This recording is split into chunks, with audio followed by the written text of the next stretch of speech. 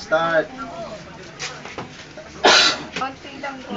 O, sige, kahit kaunti. Ano yun? Joke lang po.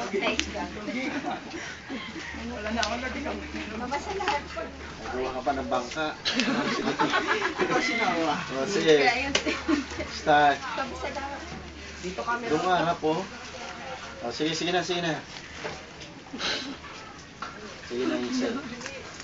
Huwag mo na ipakita yung papel kasi simula yan ng bangka eh. O, sige na. Oras na siya. Dito po, tiwa po siya. Sige na. Wala ka pa siya. 5 minutes na basta. Nagpapasalamat ako sa Panginoon kasi nag-discuss po ako. O, tapos, Ano po. Dati po kasi hindi ko po alam. doon may audience. Ako na hindi dito. Yun doon, no? Harap doon. Ano po. O. Sige. Ayaw po kasi umiyak. Hindi, huwag ka umiyak. Ganda ko siya. Tumatawa siya. Tumatawa siya. Ano po. Ano? Parang ganun pa rin po ako. Unbeliever ka pa din. Ano bang Hindi po. kaibahan noon at saka sa ngayon? Ano po, dati po nagmumura po kami pero ngayon. Ngayon. Unti-unti na lang. Unti-unting nababago na Panginoon yung buhay namin. Tsaka ano po, dati yung mga blessing po na natatanggap namin, hindi po kami nagpapasalamat. Pero ngayon po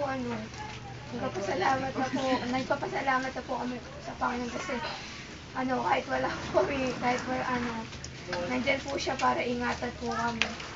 Tsaka kapag may problema po ako, ako lang po nananalangin mag-isa. Ayun.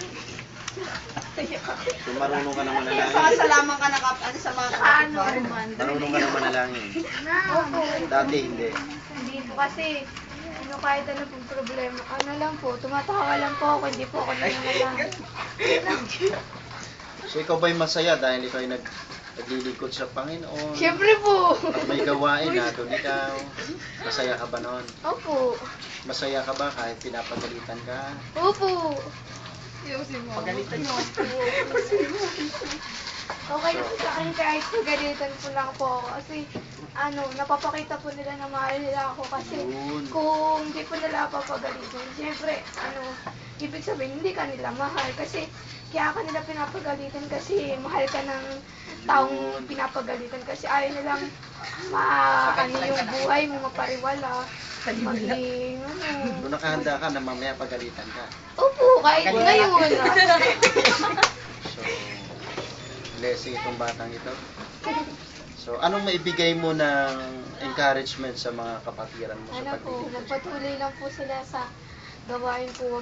Kahit po dumating na problema na dumating po sa buhay nila, nandiyan naman po yung God na masasandalan natin. Magpatuloy lang po sila sa gawain. Kahit ano pong dumating. Yun lang. Okay. Amen!